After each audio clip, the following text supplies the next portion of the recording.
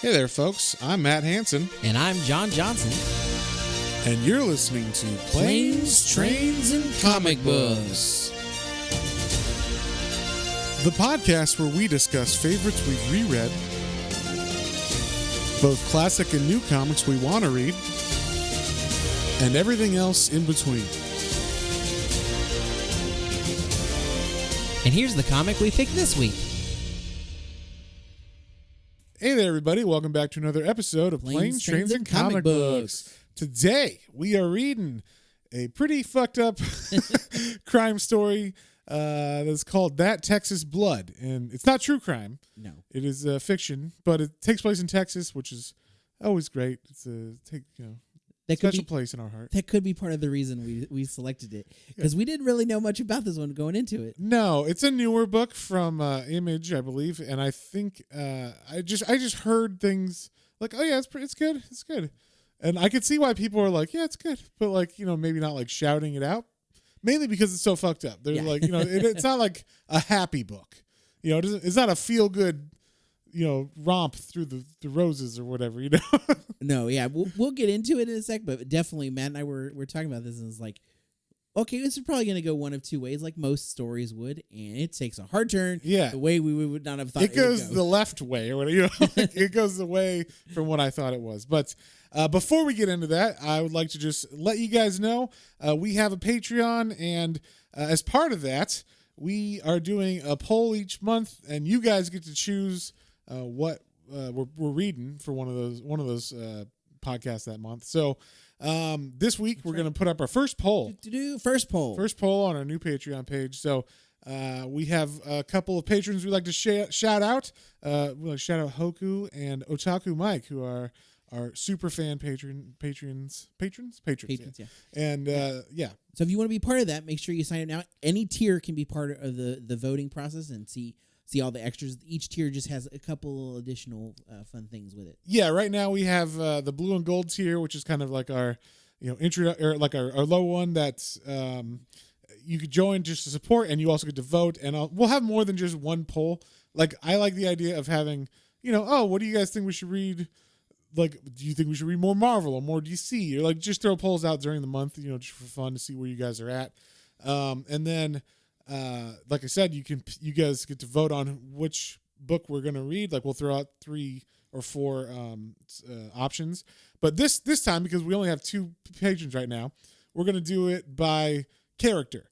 So we're going to throw out 4 new characters that we haven't really done before, and see what you guys vote, what you guys want, and we'll choose from there. And if it's split, we'll do a coin toss. Yeah, I'll do a coin toss. There you go. That's a good idea.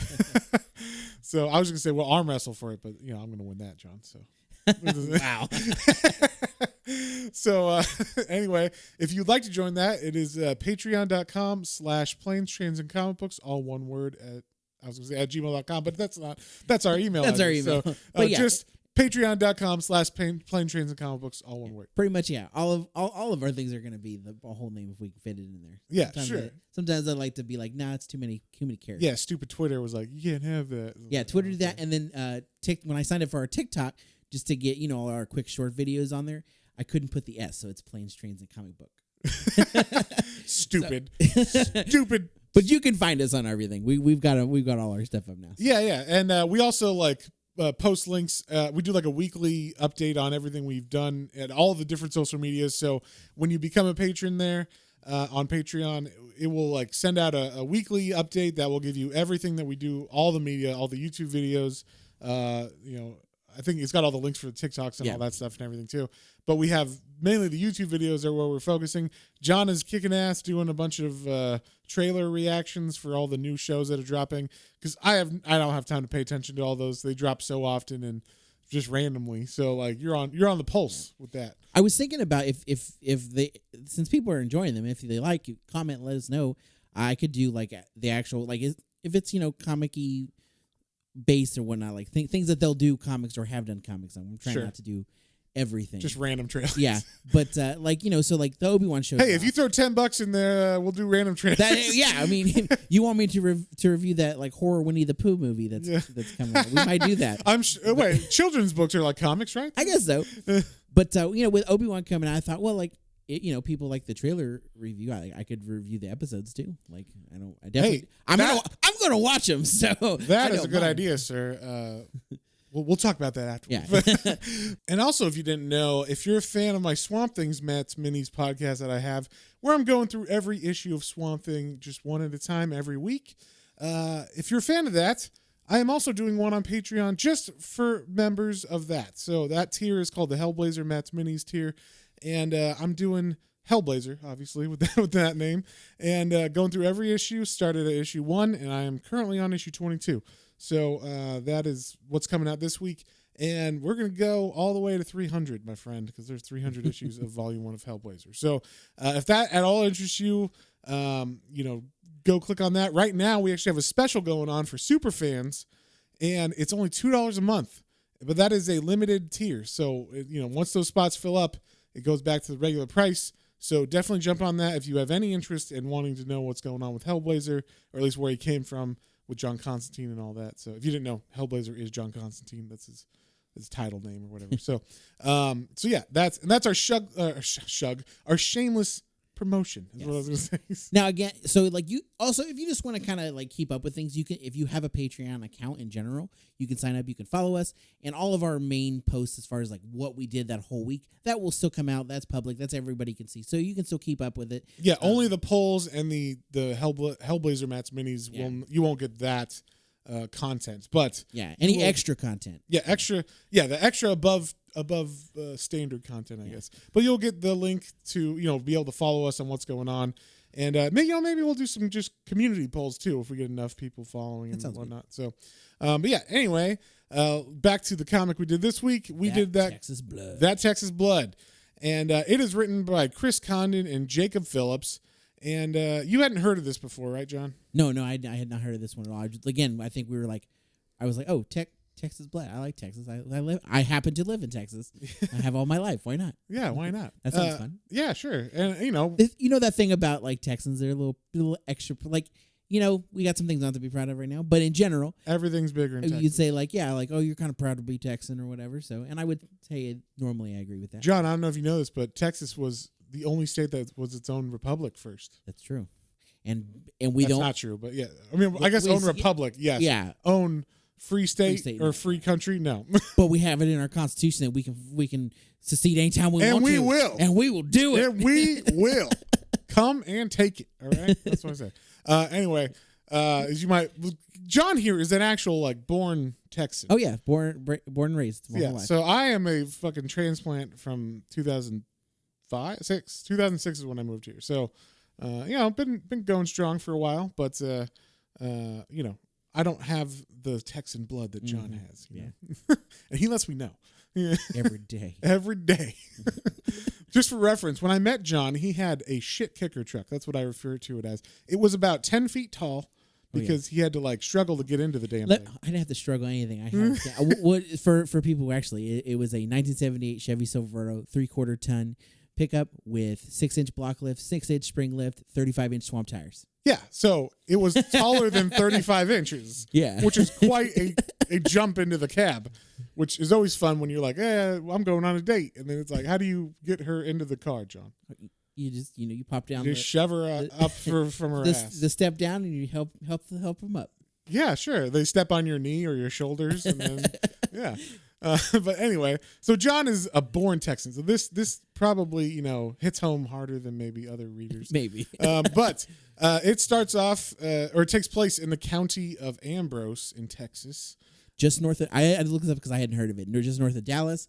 It's just between Oklahoma and North Dallas. The Panhandle. Yeah, it's on the Panhandle. It's a little too. Oh, it's over the other side? To the right. But it's like right on the Red River, and it is a city with currently posted inhabitants of 90.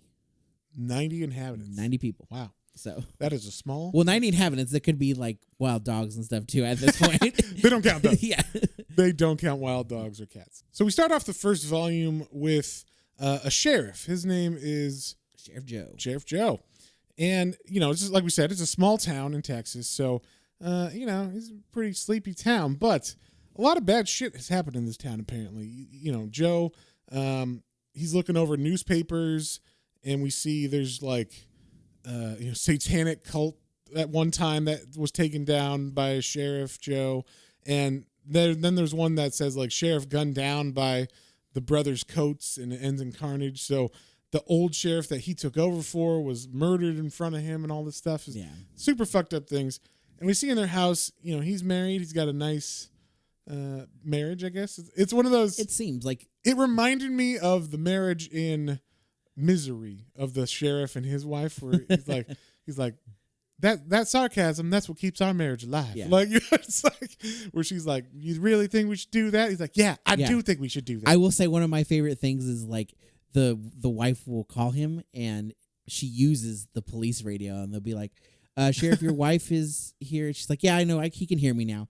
He's like, can you remind her to use? And he's like, well, yeah, she don't like using the phone because it's garbled. So she uses the police line. Yes. So it's that small of a town that it's like, oh, whatever. Yeah. And it just happens to be his birthday this day. And so that's kind of like the special thing. But it just goes through his life, kind of what it's like being the sheriff of this town. He goes over to a couple people's house and has to kill like a rattlesnake. And they're like, and they're sitting there going like, why don't you shoot it? And he's like, because I got a shovel and I don't need to shoot it. He's like, you should shoot it. The whole time he's like killing it with a shovel. It'd be better if you shot it. So that's just funny. And then his wife, like you said, called him on the police radio and was like, don't forget the casserole dish for your party tonight. And so he's got to go over to two people's house. I guess is it their like her sister or something, or what is it? We don't know the relation, but somehow maybe they're just friends. Yeah. They have the casserole dish of his wife. Yeah. So he's got to go. Well, they were supposed to drop it off or something, or he was supposed to go pick it up. And he goes to the house and he hears them yelling at each other, the wife and husband. And apparently he knows that, they've had some dealings with domestic violence or whatever in the house. And the wife is named Ruth and the man is named Ray. And so, he hears this and then he knocks on the door and Ray says, oh, hey, Joe, how are you? And Joe asks if Ruth's okay. And she's like, yeah, everything's fine. But it's like, probably not. But there's nothing at the moment being like hit or anything. They're just yelling. Yeah. So he doesn't have probable cause to go in their house. And they don't open the door. They just say it through the window. So, or like out through the, I don't know if the window's open, but he can hear them through either the glass or the door. And so he's like, okay. And then there's like, we'll just drop it off at your house later. And he's like, okay, that's fine. But he, you can tell he's like not really happy that he has to leave, but he can't really, his hands are tied as far as the law is concerned. Yeah.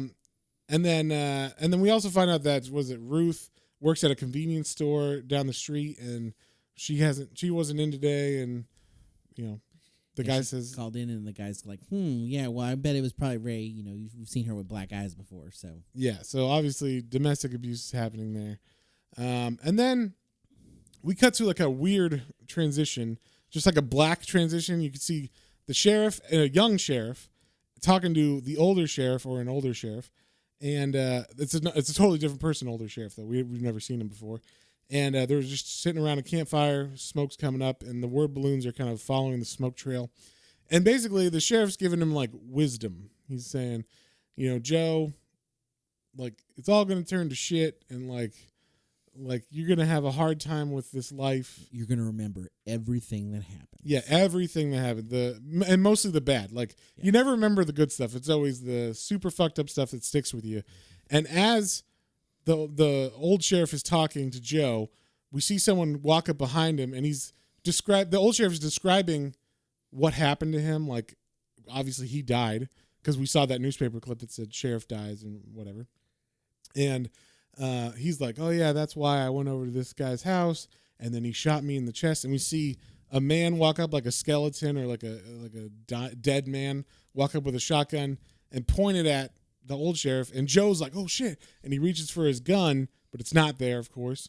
And then there's no bang or anything, but then we cut to the old sheriff talking to Joe, and he's got like a giant wound in his chest, like obviously where he was shot. And so yeah, it's just like a very much, he just has all this like trauma that sticks with him, all the bad stuff that he's had to deal with as sheriff, and even before he was sheriff, obviously. Yeah, and the last sheriff kind of warned him of this. Yeah, and so then all of a sudden he wakes up. He was asleep. That was a dream.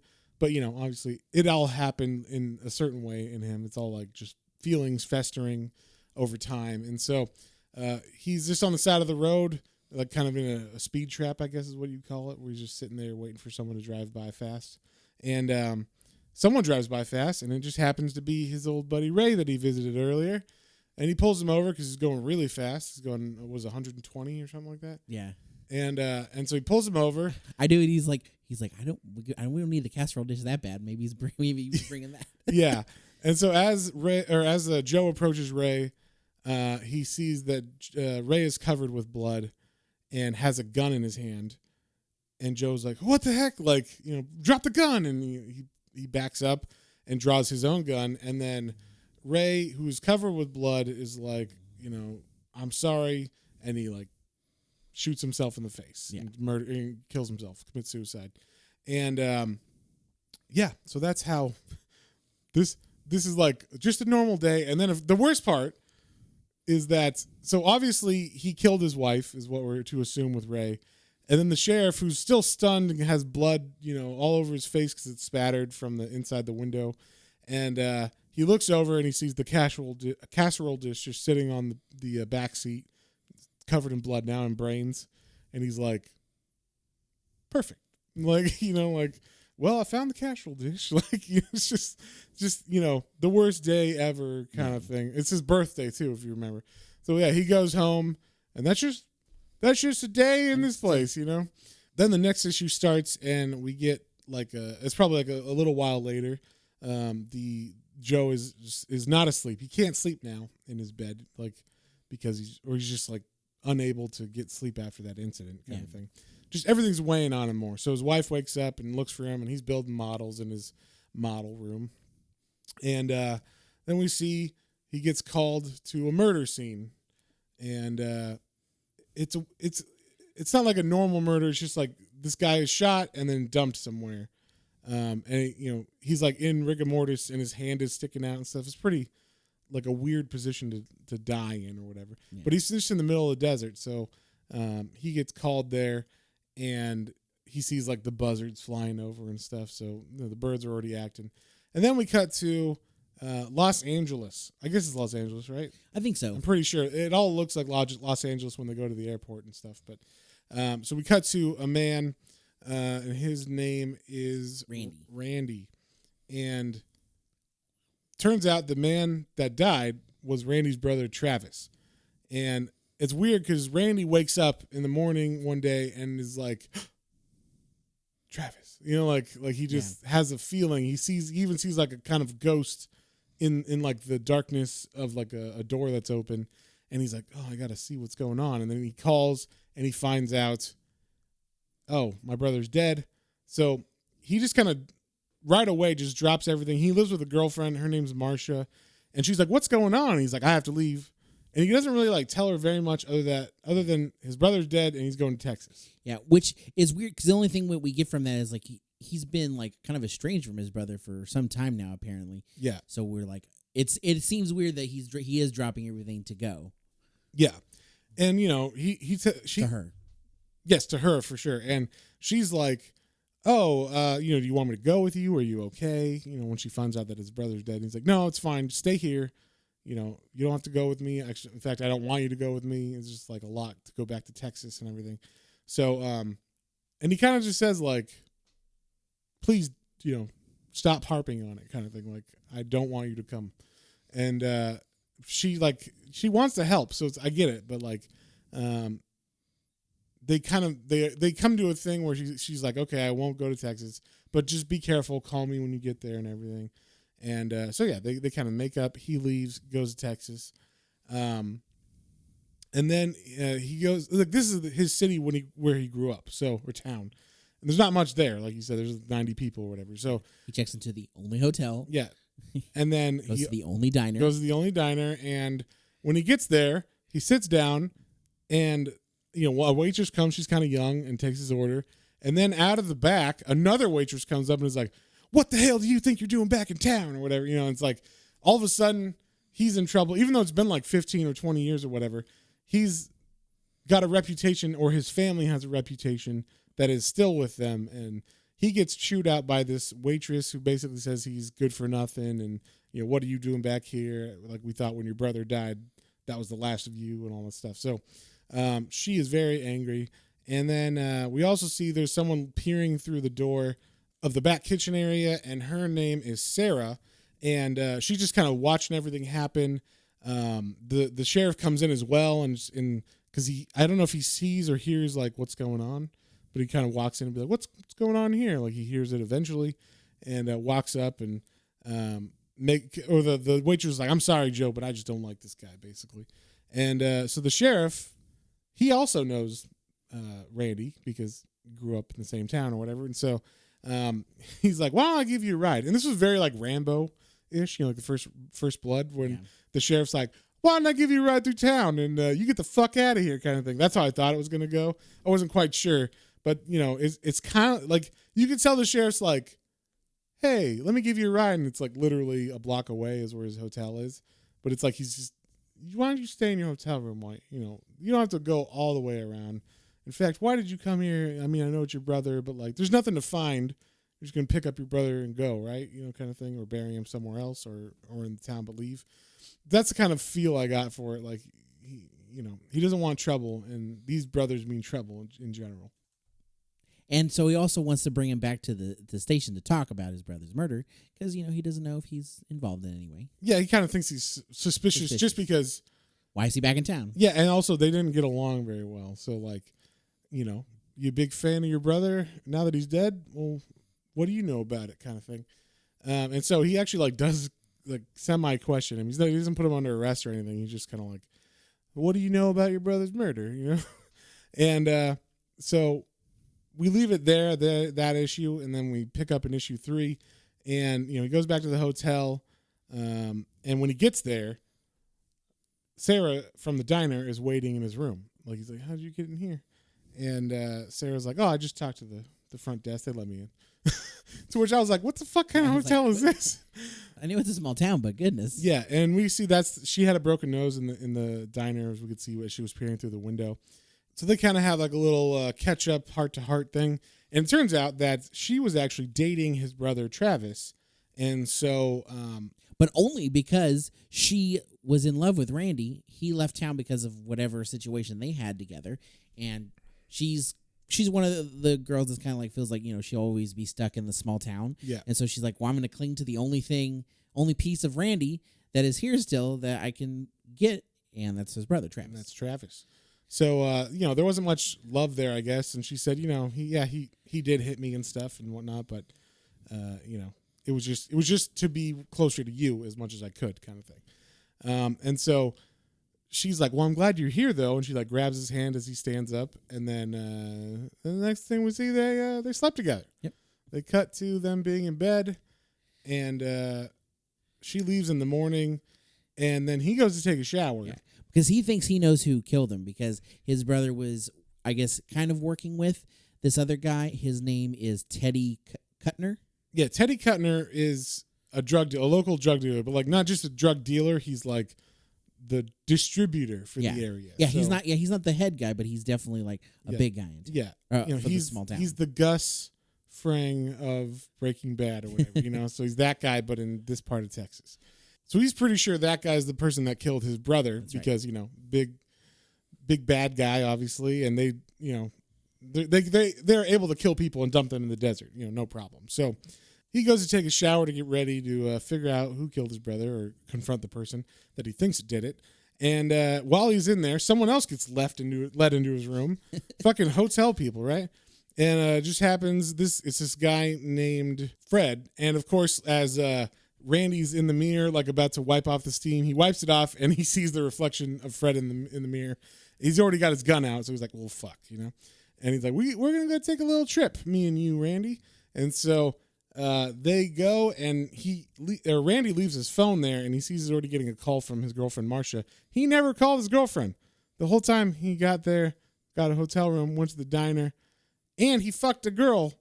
All in that time. Yeah. All in that time, and never once called her. So kind of a dick boyfriend, I'm going to say. Definitely doesn't, they don't, obviously they don't have as close a relationship you would think, at least at first. Right. From that conversation at the beginning, it seemed like maybe he's kind of a hothead or like closed off, but she cares a lot for him. So, that there must be something there. But anyway, Fred takes Randy to his brother's estate, and his brother just happens to be Teddy Kuttner, and Teddy is owns a ranch, of course, big Texas ranch.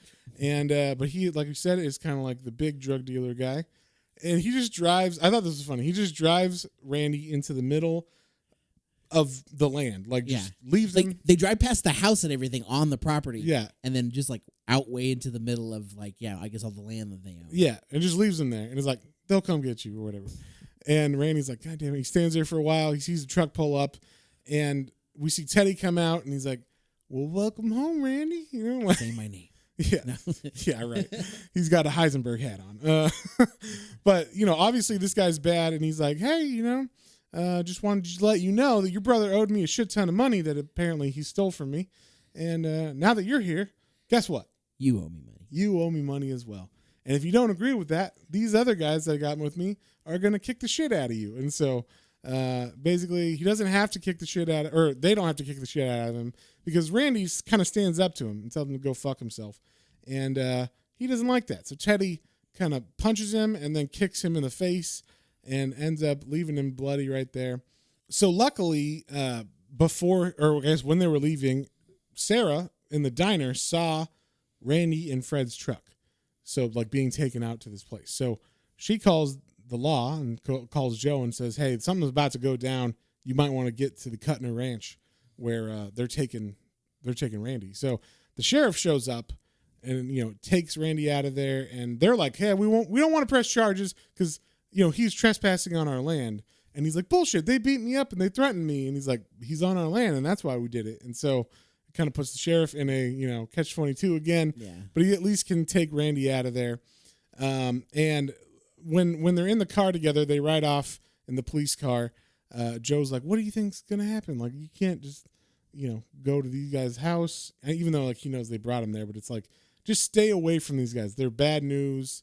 They are the ones who probably killed your brother. But we got to get evidence. You can't just go up to them or whatever and try to take them on, kind of thing.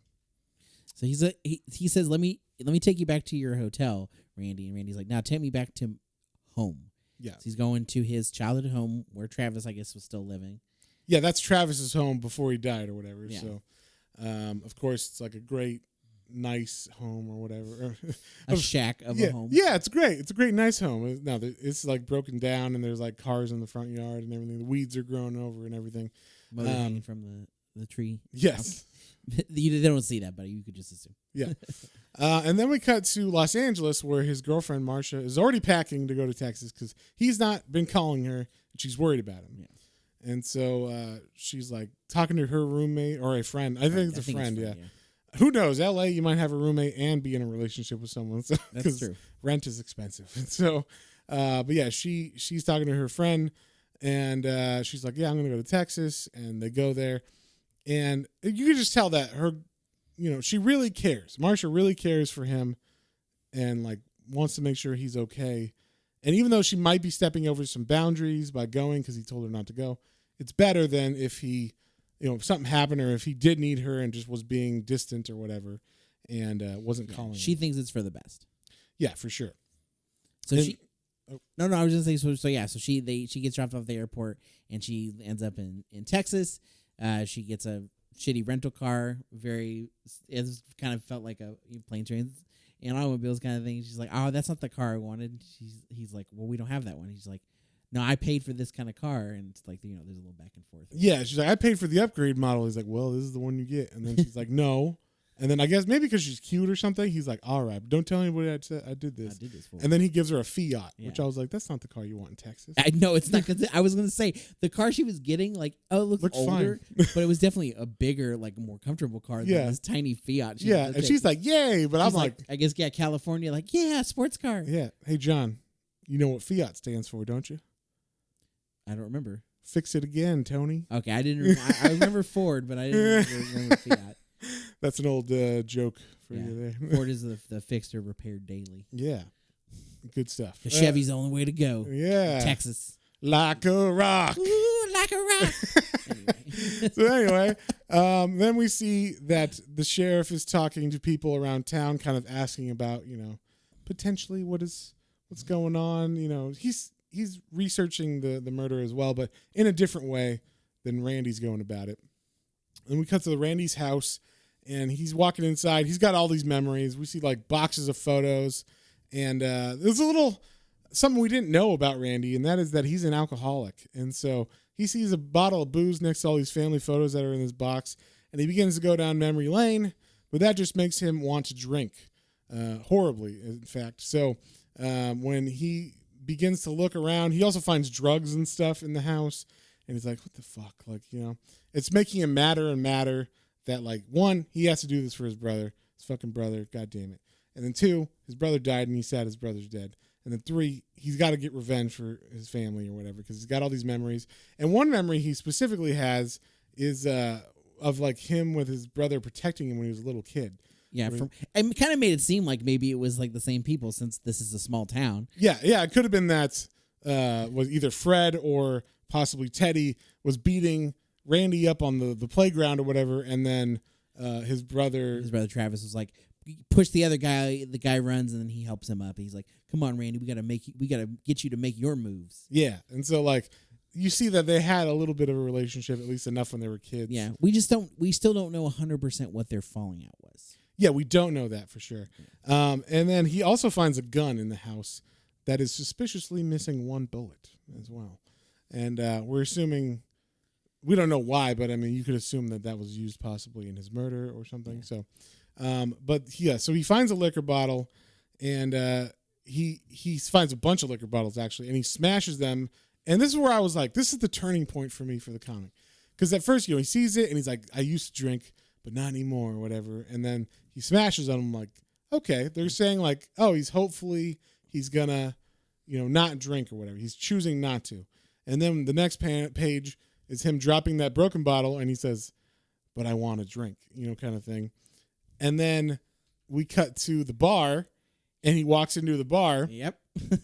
And this is where I was like, okay, he's going to walk in, and then he's going to be like, no. And then he's going to like ask questions about his brother again to someone. But that's not what happens. Nope. This is where it takes the turn. And like you said, I thought it too, because like he even gets a drink poured. She's like, "What do you have?" And he's like, he orders, but he pours it, and I'm thinking he's gonna have it in front of him, then he's gonna be like, "No." Yes, like that is not what happens at all. Nope. He definitely is ready to drink, and well, I think this pushes him over the edge too. Yeah, because what happens is he sits down at the bar, and guess who's at the bar? Who walks into the bar is Fred. Fred, the guy that took him to his brother's ranch. And he got threatened by Teddy and everything. So, and he thinks that this family is the one who killed his brother. So, I love this is a great two double page spread of like him grabbing the shot, him bringing the shot up, and as his hand passes up to his face, we see that it kind of, I don't know. This is the way it's like a shot, like a moment by moment panel, vertical panels up to the mouth with the glass or whatever. So it's great. Yeah. And he drinks it. And then it goes black. Yeah, that was cool. Like the whole next panel is all black, so obviously he blacks out. Yeah, and then we cut to his girlfriend who's driving in the middle of nowhere in Texas, and she's like, "Look," she's calling him and leaving a message on his phone, like, "Look, you need to call me. I'm on my way. I know you told me not to. I love you, but like I'm here and I want to help you out. And it's very obvious. Like just they're building it up, and then now that you know that he's drunk." You're like, oh, what's going to happen? What's she going to find kind of thing. She's on the way there. They're obviously building tension. And then the fourth issue starts, and this is a great way to start it. We have like a vision or a couple panels of just Randy floating in a lake of blood and then sinking into blood. And then the next panel, he wakes up and it says, I hurt. Or like, it hurts. And then like, obviously he's having a hangover, and then he looks down and he's covered with blood and he's got a gun in his hand. And it's like, uh-oh. Like, that's not good. And then he looks on the floor, and we see Fred's on the floor. Fred is now got shot on the floor. There's a bunch of blood pooled underneath him, and he's like, God damn it. And, this was the part that I was like, okay. Like, he's saying, like, it hurts and the hangover hurts, but he doesn't seem to give a fuck that there's a dead man, as far as he knows, on the floor in front of him. He's just like, God damn it, I got to clean this up. Like, that's kind of his attitude more than anything. So In the meantime, the sheriff, of course, has been researching, the murder and stuff. And he's like, okay, I'm going to go confront Kuttner just to see what he does. I'm going to confront Teddy Kuttner and see, how he reacts to me bringing up the murder as I question him a little bit. But he wants to bring some backup with him. So he gets a new detective. She's a deputy. She got transferred in recently, Deputy Flores. Yeah, so he's like, hey, you've worked stuff like this before, right? Like with drugs and shit. And she's like, yeah. He's like, you want to walk, you want to go with me and just to have some backup and stuff. So I liked that because he's very like, just be careful. And she's like, well, you want me to draw my gun? And he's like, no, just be aware. These are really, they'll smile at you, but they have a fucking machete behind their back. Like, they will kill you if they think that you're fucking with them or whatever. So in the meantime, we cut back to Randy, who is cleaning up the blood and then takes the body and pushes it down the basement stairs, to which I was like, there's basements? I guess this is tornado area in Texas, possibly. So maybe there are more basements. To Oklahoma, there might be some. Yeah, because I was like, we ain't got no basements. Yeah, I was like, there ain't no basements in Austin. South of like Dallas South, really. Yeah. So I was like, that's an interesting house. But so he cleans up after he throws the body down there. And then as he's getting, washing off the blood and everything, he's got his shirt off, and that was the only thing that was bloody, really. And he hears a knock at the door. He's like, the fuck? So he goes to answer it, and it's his girlfriend. She's like, Randy, what's happened? Because his eyes are all red and bloodshot and everything, and he looks terrible. And she's like, have you been drinking? And then we cut back to the sheriff and the deputy, and he, like I said, he's telling her, like, these guys seem nice, but, just be aware. They're very, very dangerous. So, like, just be ready for anything, but don't show them that you're nervous or anything, or that you're ready, kind of thing. So he knocks on the door and begins to talk to Teddy, and Teddy is just kind of like, I didn't kill anybody. I didn't, he's pretty much saying the correct story, kind of thing. He says that, well, I didn't kill him, and I didn't have him killed, and it's sad he's dead, and like, but I'm only sad because he is dead, because I wanted to be the one to pull the trigger. It should have been my bullet. What the fuck? And then we're doing like a cut back and forth. So we get cut back to the girlfriend and Randy, and Randy just kind of goes off on her. She's saying like, I'm here to help you. Why won't you let me in? And he's like, why the fuck did you come here? Yeah. And he goes off. Like, she's like, let me help you. And he's like, I told you to get the fuck out of here. Like, he just freaks out on her. And yeah, it's pretty like she's like, listen, I'm here to help. And he's like, how you could have helped show me you love me if you stayed away and listened to me and done what I told you to do. Yeah, why didn't you do what I said? And then submit. Yeah, he tells her to shut the fuck up. Yeah. And like, if you loved me, you would have listened to me and, shut your fucking mouth or whatever. It's just like, wow. He goes really off. And she, of course, leaves and says, fuck you, Randy. And, he's telling her, this isn't a fucking movie. Go back to Los Angeles. Like, this isn't going to end well. It's not a fucking happy ending, And we should have known there, apparently. Yeah, that's true. We should have known there that is at this point, I think it's a little too far. But there's still a turning point. There's still another turning point that could have happened. And that's right now, because as she drives away, he's sitting on the porch. He's like, God damn it. He just threw away his relationship. And but he hears something, and he hears someone yelling, somebody help me. And he's like, oh, fuck. So this is the other thing that could have happened where like the turning point. He goes down there, and he sees, okay, obviously. Fred's not dead. Yeah, or sorry, he goes in the house, goes down to the basement, and he sees Fred's not dead. And he just walks down there, and he begins to attack Fred and then just strangles him. So that right there, okay. Okay. Yeah, that was the other turning point. He could have just said, all right, I'm going to save this guy's life. He wasn't dead when because he did something when he was drunk. So he could have been like, oh, now I'm not drunk. I have morals and shit, and I'm aware of what's going on. Let me call the police, and I will get in trouble for this, but not murder or whatever. So, but that's not what happened. He murders this guy. And then while he's down in the basement, because apparently Kuttner had like trashed the house looking for this money that the brother owed him, because he stole it and he couldn't spend it. So he hid it somewhere, and they looked the house all over. But so while he's down in the basement, he sees like a patch in the plaster. He's like, wait a second. It's perfect size for a big sack of money, So he punches through this plaster cover, and there's a big sack of money there. And that's like now he's in it. He's too far gone. He's got a bunch of money that is owed to a drug dealer, and the drug dealer is aware of him in town, and he's supposed to pay this guy. And then he's got a gun. His brother's dead. He's sure that Kuttner is the guy that killed his brother. So he's sitting there thinking back again, and who shows up but Sarah? Sarah comes in, and this actually used to be her house because she lived with his brother. And so she comes in, and they kind of talk, and she says she wants to tell him something, but he's kind of not. He's kind of like he's on a mission now. He's on a mission. He's very much like, now I got to take care of this, and he's on the sauce now again. So yeah. He's like, well, I don't. He's not drunk now. Well, it showed them. Oh, did it show? Okay, it just showed the bottle. There. You're right. There is a bottle there. A little bit of like the red waves. So I assumed that meant he took another drink. Okay.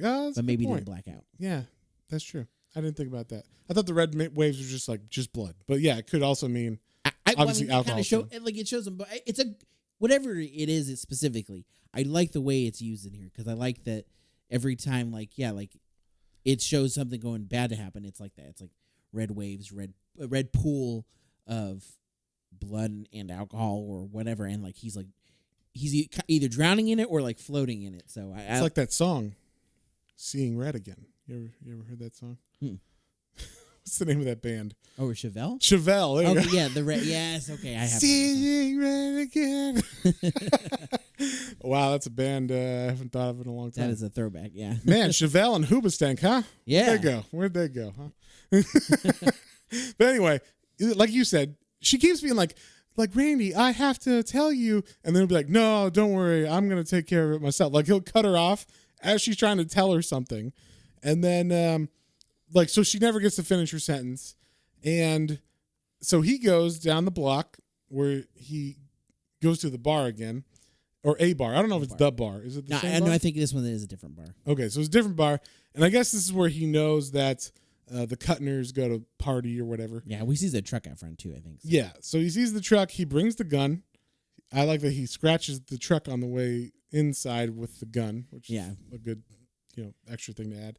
He looks inside. He sees Teddy Kuttner sitting there. I do like that I thought it was weird that he has the sack of money too. Right, yeah, he brings the money with him, and so he walks in, and you think, okay, what's going to happen? And then I like how they did this. They don't show what happens inside. You just hear the talking, and it's from the outside view we get. So he walks in, and he's like, Kuttner, and Kuttner's like, oh, you got what you owe me? He's like, yeah, I do have what I owe you. Yeah, and then he proceeds to shoot 3 times, and we see on the inside as Randy walks out, we cut to the inside, and there's 3 dead people. I guess it's 2 goons and Teddy are all dead, and the money's just sitting there on the pool table that Teddy was playing pool at. And then I like this. Some guy just comes out of the bathroom and is like, what the fuck? And then he sees it, and this was a very Coen Brothers move right here, where he's just like, yoink, and he just runs and grabs. Or even Paul Thomas Anderson. Oh yeah. Like in Boogie Nights when that happens, that almost the same thing happens at the donut shop with what's his name? Don Cheadle. Oh yeah. Don Cheadle's character is getting donuts for his wife. It gets robbed. He was just talking about how much money he needed, and then some robber comes in, and there's a big shootout between the owner of the store and him, and the robber, and they kill each other, and then there's just a sack of money sitting there, and he's like, yoink, and he runs and pays off all his bills or whatever. So this guy takes the cash, and they left. I guess he left the owner of the bar, which is nice of him. And this is funny. The bar. I think we said he was the owner of the diner before. Diner, yeah, I think but it was the bar. He actually is the owner of the bar. This guy that we're looking at, and he says, God damn it, I just cleaned these things. Like he's talking about the floor mats. He's like, I just got them cleaned. And that's how often bad shit happens in this bar, is that, So, and I guess the barkeep calls the sheriff. And so Sheriff Joe shows up, and Randy's just sitting there on the sidewalk waiting for the sheriff to come. So, he arrests him, and he's like, why'd you do this, And he's like, well, he killed my brother. And he's like, that's the thing, though. He didn't. He didn't. And then we cut to the sheriff's office, or the police station, where he brings Randy in, and it turns out the person who actually killed his brother is Sarah, because like we said earlier, Sarah has a broken nose. She gets beat up by and she was only clinging to Travis, his brother, because she wanted they'll be as close to the memory of having Randy. Right. So, but it wasn't a good relationship, obviously. Yeah. And so he, killed 4 people actually, and, on his rampage. So he's getting booked or whatever and going into questioning for that. In the meantime, Sarah's confessing to her murder. And it turns out it wasn't like the sheriff doesn't know if it was self-defense or an accident, but because he's an abusive husband, she probably was being abused, shot him, and that was why the gun was missing 1 bullet too. And then what happened was she had called Kuttner, or maybe Kuttner stopped by. I'm not exactly sure how Kuttner found out, but he cleaned it up for her. I don't know if they knew each other or had a relationship before that, but I think it was more like, you owe me the money now. So, someone's going to give me that money. You better find it or whatever. And that's probably what he told her. Or that's how I feel, at least. Yeah. They don't really wrap up that whole story because now Teddy's dead and everything. It doesn't matter.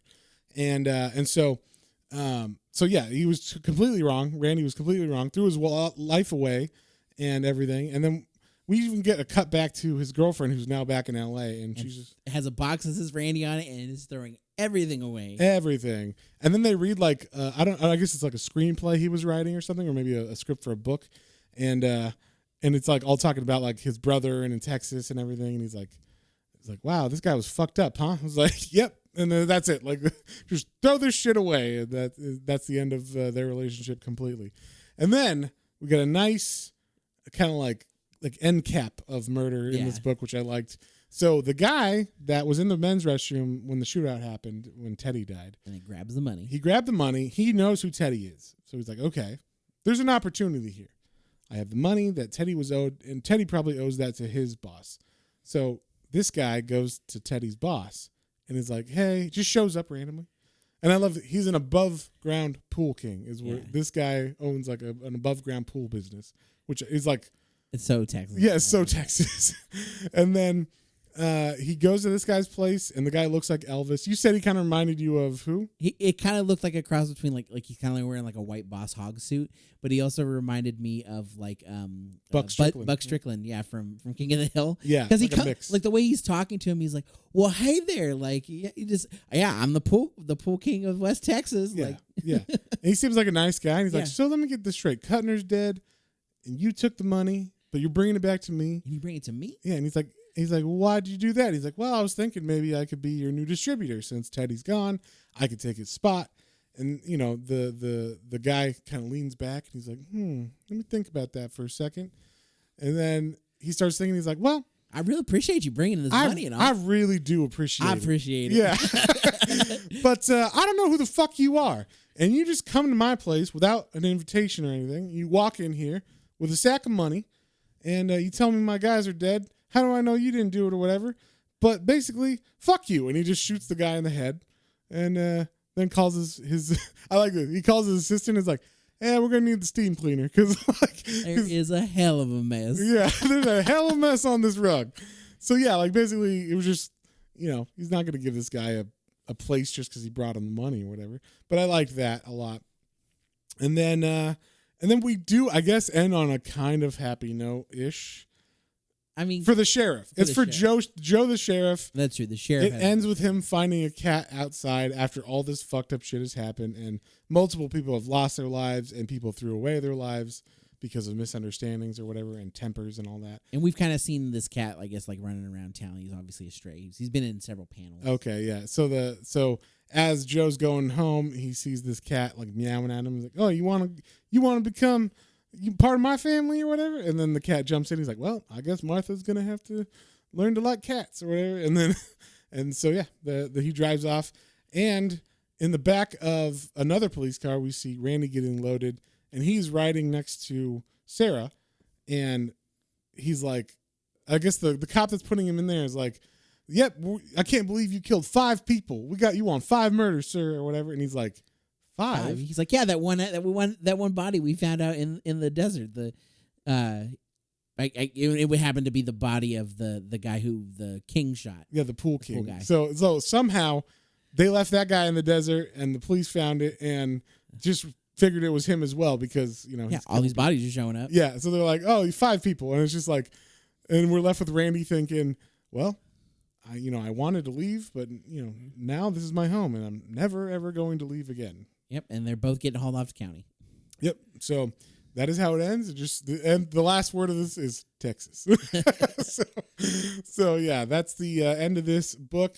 John, what would you give it? What did you think of it? I liked it. The art was good. It was cool, especially like you said, some of those splash pages, or usually pretty much anytime there was gunshots, it didn't explicitly show the gunshots, but I like the way you saw the aftermath. Usually, the aftermath is it's still very gory and bloody, but the way that it did the action of the shooting to where it was the onomatopoeia and then just like the bright colors on the page, I like that. That's fun. Yeah. I like it's a nice use of the medium for that.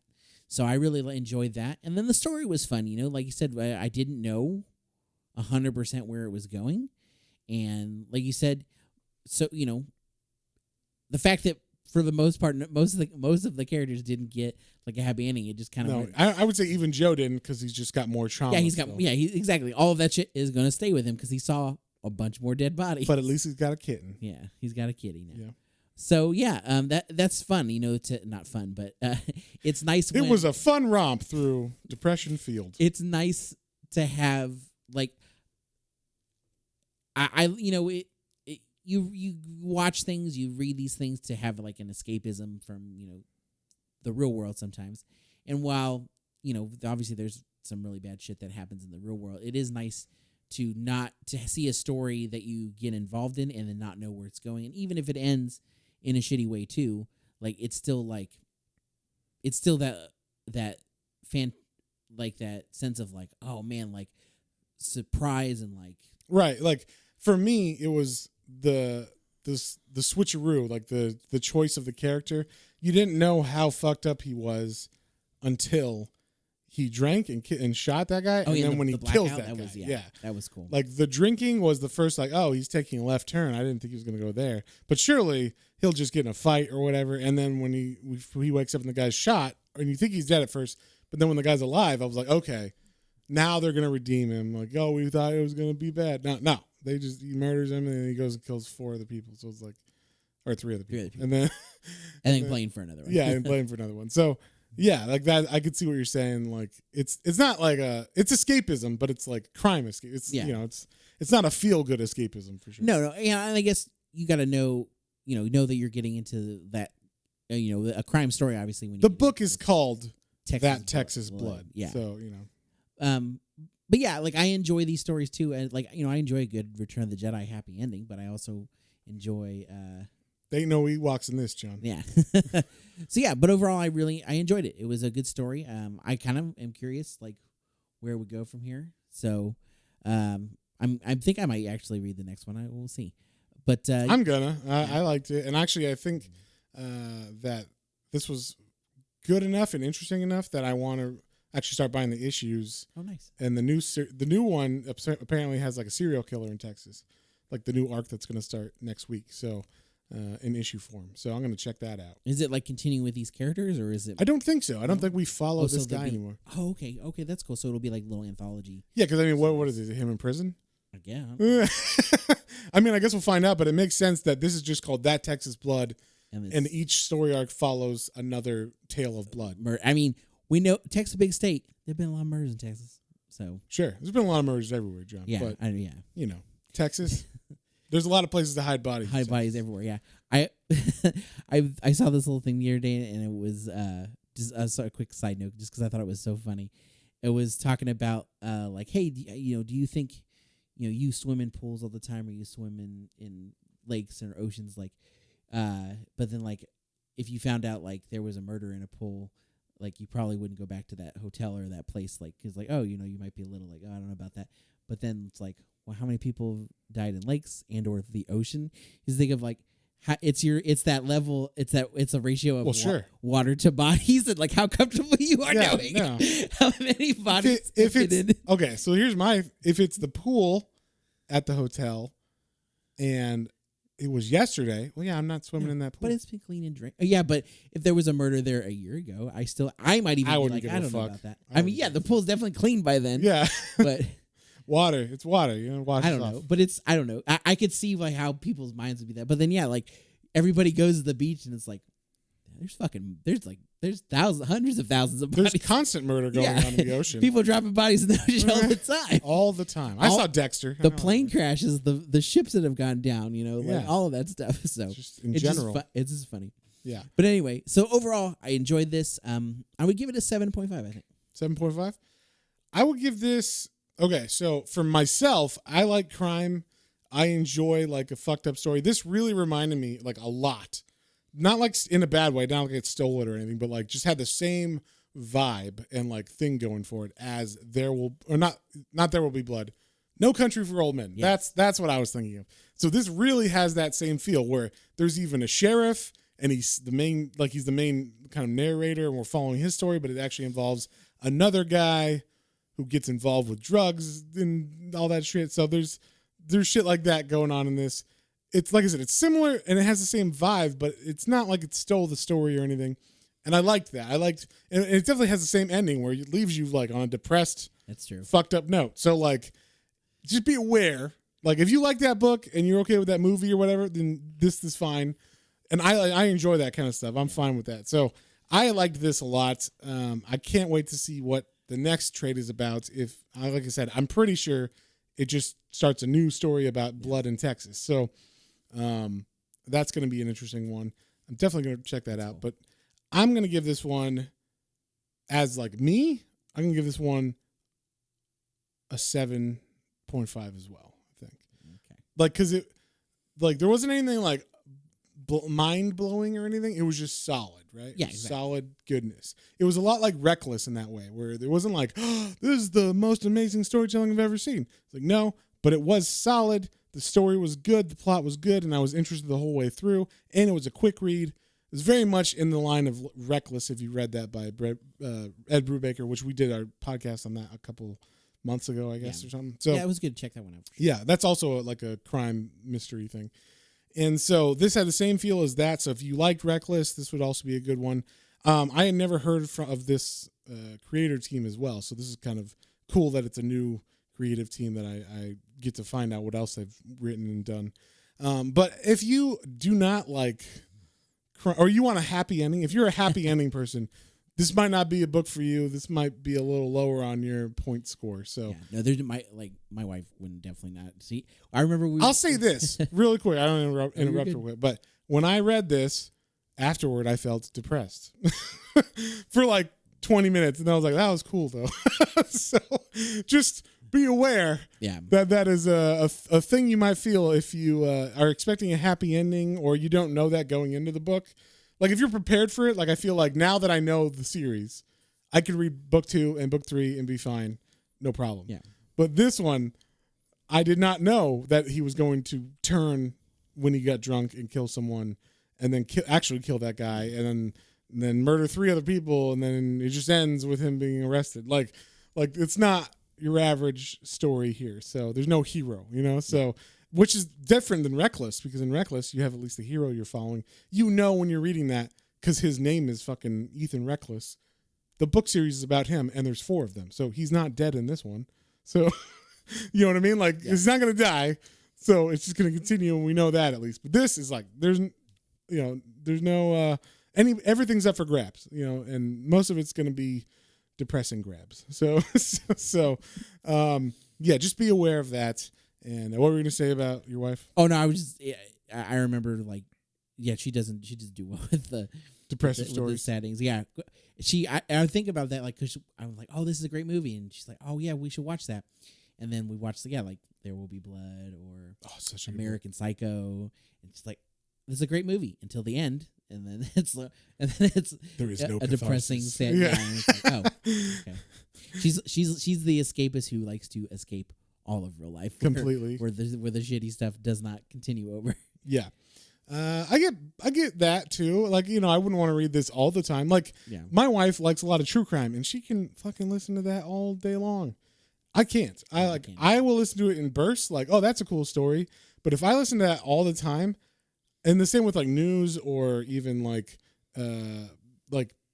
people who are negative in general on podcasts or whatever, I just can't do it. politics or whatever, I'll listen to it for a little bit and then I'll be like, I'm starting to get negative, like, or just having like a what's it called, like just bad thoughts or whatever. Just like I don't want to be depressed all the time or whatever. So yeah, I get that, and I wouldn't pick this up all the time or whatever. But if you want to read crime, it's definitely a good crime book. There's other crime books that are better, like if you want to feel good, like is it Reckless or Parker or one of those. The Parker series is just like, ooh, how are they going to pull this robbery off? It's kind of like Ocean's 11 or something. So yeah, so we both give it a 7.5.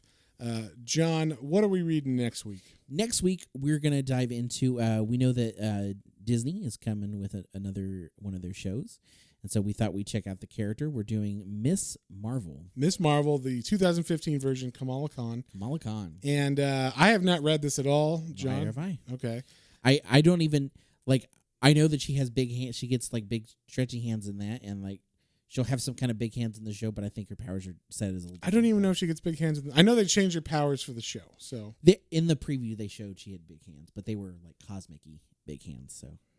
Like, okay, but it's not like her physical. No, hand not like grows. physical. Yeah, because I see the pictures of her. Yeah, in the comic, literally, it looks like those happy slapper, hands, those sticky hands that you use as a kid, or like you have your normal arms and then you put the Hulk fists on those big right. But if they were like, oh no, like if you had one of those like number one foam fingers or whatever, it's like that. Yeah, like at a baseball game or whatever, you get those, you just slap each other with them. So, yeah, so I don't know anything about this. This came out in like when I wasn't reading comics for a while because of money and shit, and I was I had moved back here, but I was like focusing on work and not trying to get comics. So, yeah, this was like my dark period where I wasn't reading anything except Conan. I like kept Conan going for like the whole time, pretty much, but. Because that's how much of a fan I am. But yeah, I miss Kamala Khan. I have read the old Miss Marvel, like the Carol Danvers Miss Marvel, because before they started calling her Captain Marvel recently, and like I guess when this Miss Marvel came out, then Carol Danvers became officially Captain Marvel in the 2015s. I think she had been called that before in the 80s and 90s too, but at least in the 2000s she was called Miss Marvel. So yeah, because I remember seeing that too, because she has like the. At that time, she had like the black costume? It's like a black kind of one-piece swimsuit looking costume and like a yellow sash. Yeah. And like one big lightning bolt or whatever. Yes, yeah. And so yeah, that's the only one I've read. So I don't know anything about Kamala Khan. So this will be fun. I believe it is the first trade. So it's the first arc of that run, the original run of her, because she's only like 7 years old as a character. Yeah. So it's like brand new character in 2014 or 15. So we'll see. Yeah. So this will be origin. So we'll see how well they're able to. Origin stories are hit or miss. So yeah, and I'm kind of interested to see how it goes as well. Like, I'm not a big Marvel fan. This is a new character, so and we're not necessarily the demographic as far as age and stuff. Like this is obviously possibly to try to get new people to read it, because I know Marvel is going through like an all new, all different phase. It's a young teen is probably. Yeah, young teens what they're shooting for. Kind of try to bring some youth back, new characters that new readers could discover and have the same reaction that like a kid in the 60s reading Spider-Man, they're like, it's me, it's one of us or whatever, like a young kid. And so I could see that, that's what they're going for. So we'll see how we react to it. I could see it going both ways, but I'm never going to trash something that someone likes just because I didn't like it or whatever, so but we'll see what happens next week with that. And I am going to trash the TV show because I don't. Just kidding. I don't really care about the Marvel shows, but John here. No, I do, and yeah, he will watch it. I will say that trailer, the first trailer that had come out before I was doing the reviews, and I am looking forward to the show. It looks cute. It looks fun. John is our correspondent on the ground for the Marvel or the Marvel shows. I'm all in for MCU stuff. I'm like the Easter egg guy. I love how it all connects. Just like I love that it's its own universe that picks things from the comics too. So it's fun to see the comic tie-ins. It's fun to see the tie-ins for of the things they're creating too. So I've liked them all too, and I like there's ones I like more than others, but I've even liked all of the ones that came out through the pandemic that people are iffy on. There you go. I like Shang-Chi. I like Eternals. There you go. And I just don't care. I don't care about them in general. I will have fun at the movies, but yeah, I was like, you'll see them, and I will see them and go like, yeah, it's pretty good. But like the shows. I can't give 13 hours to something for the most part. That's like a Marvel thing. I could see that, yeah. Just personally. You know me. I'm a DC guy anyway. So if there's a Blue Beetle show, I'm into that. No one else gives a fuck about it. Although I did see the Blue Beetle pictures from this week, and I was very excited about what's his face from Cobra Kai. Yeah, being Blue Beetle. He's Blue Beetle, and then I show you who they picked for the old Blue Beetle, right? Oh yes, yeah, and he should work really well for that. That's for When I was like, because I know the character a bit now, I was like Ted Cord. I was like, okay, yeah, I see that. There we go. So we'll see. Yeah, I could see him being that, but yeah, that's more my speed. So if there's a show, well, even the CW shows that are all DC, I don't really care about. Yeah, either, see, and that's true. And maybe because I've been more of a Marvel guy, but I haven't liked most, and I've tried to sit and watch some, but I haven't liked much of the even like HBO ones or whatever. Like I tried to watch Doom Patrol. Yeah. I don't care.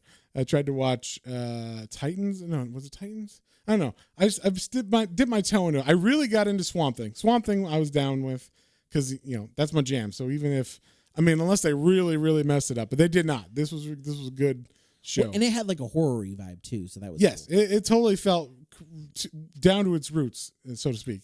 No pun intended. Yeah, it definitely made me happy as a Swamp Thing mega fan.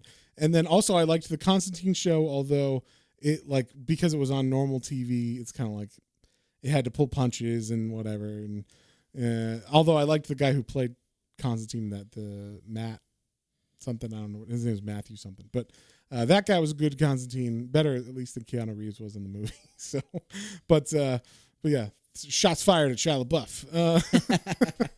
But yeah, so anyway, back to comics and stuff. So yeah, we're gonna be reading Miss Marvel next week and doing that poll as well. So if you want to be included in that poll, you want to pick what character we're gonna read next. That's what we're gonna do this next with the poll for this next month because we only have a limited amount of subscribers at the moment.